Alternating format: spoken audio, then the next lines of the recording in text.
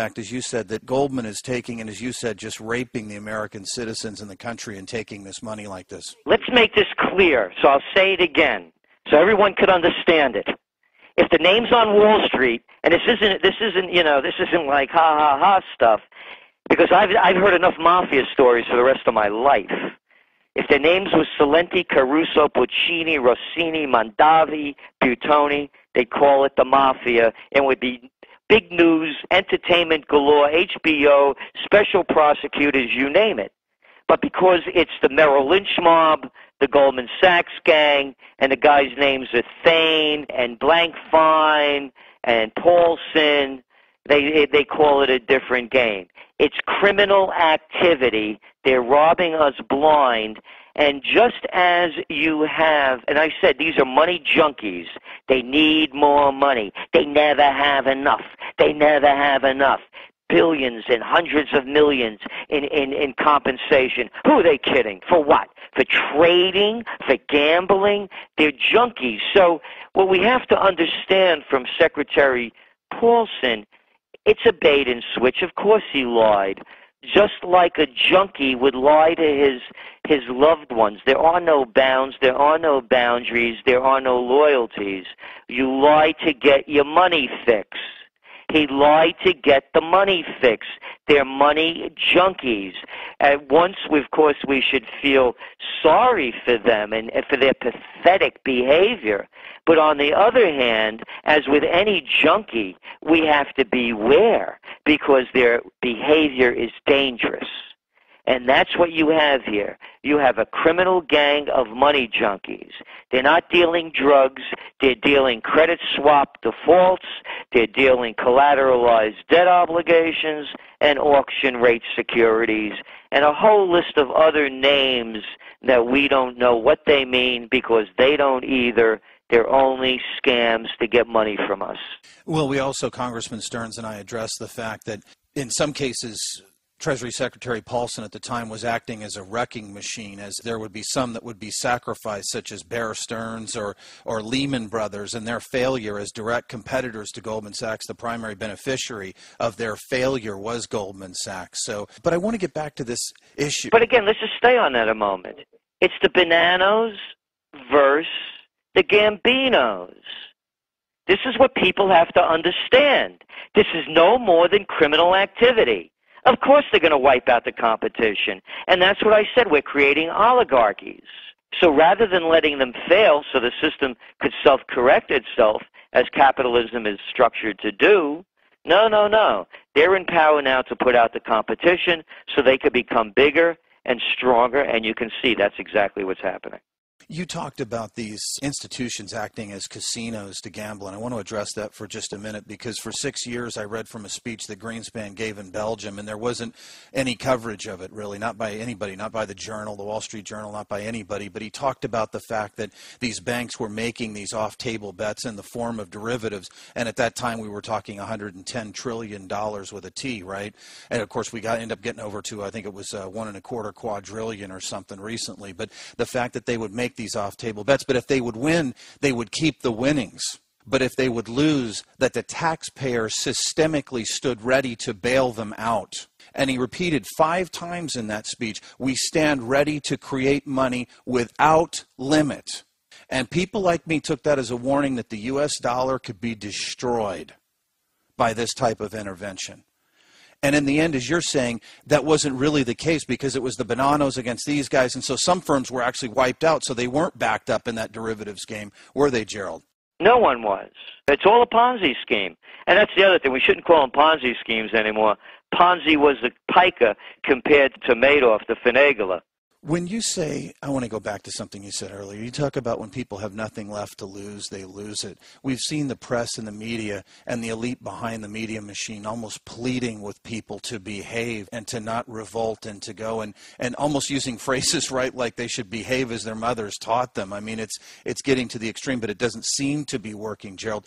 Is that what happens as you go through a cycle like this, that the media machine simply stops working to pacify the citizens?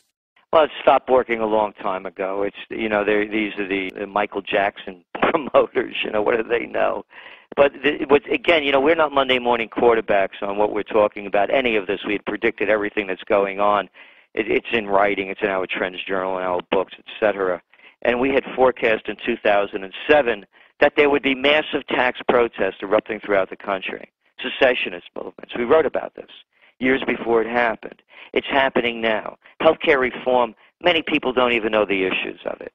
It's built up anger. It's frustration. They know. They've seen the bonuses going to the Goldman gang and the other, the Bank of America bandits and the Citigroup crooks.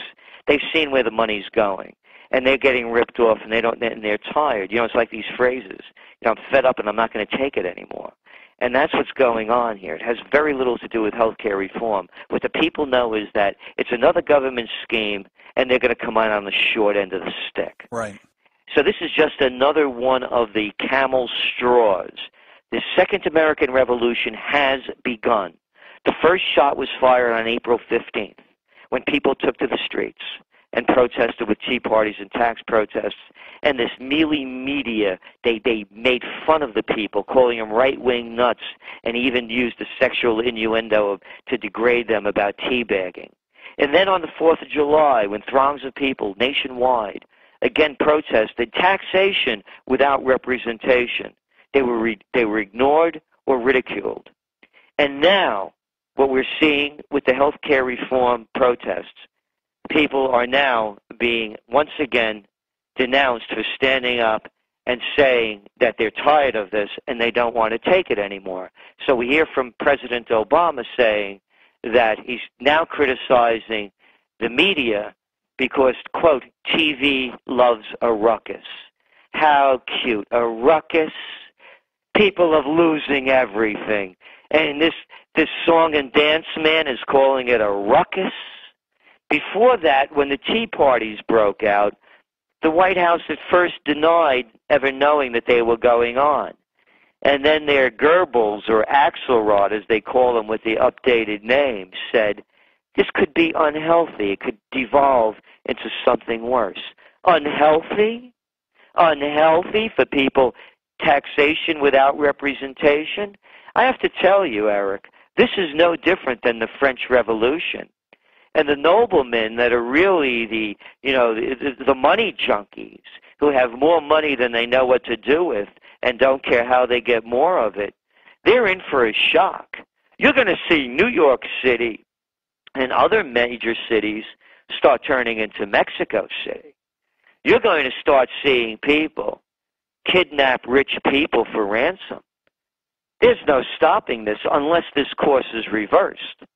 And with the boys at the bank in control of the printing machines to keep feeding the addicts all the money fixes they need, it's doubtful there's going to be the kind of reversal that we need to save capitalism and save the country.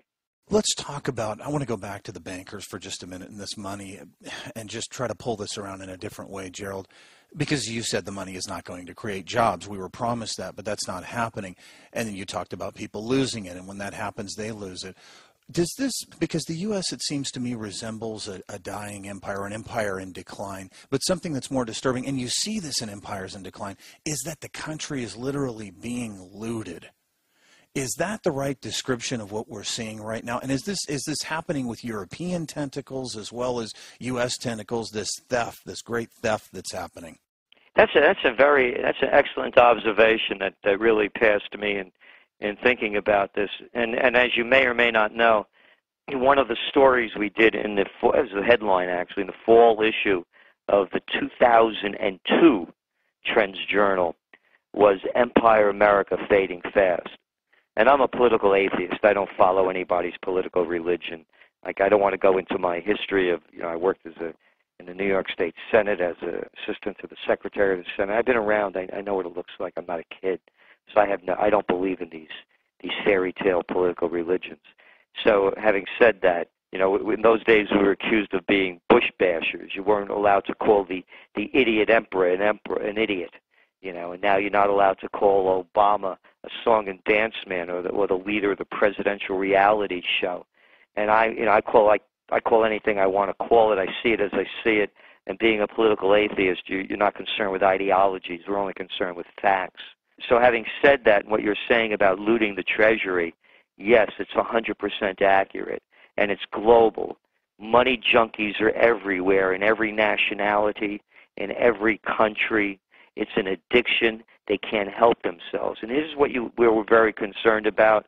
I said this on Fox News on Happy Hour on Thursday, August 13th, that what we're so concerned about is that when you look at the pattern, let's go back. Remember, we had a bailout in 2008. We had to bail out AIG and Fannie Mae and Freddie Mac, and we had to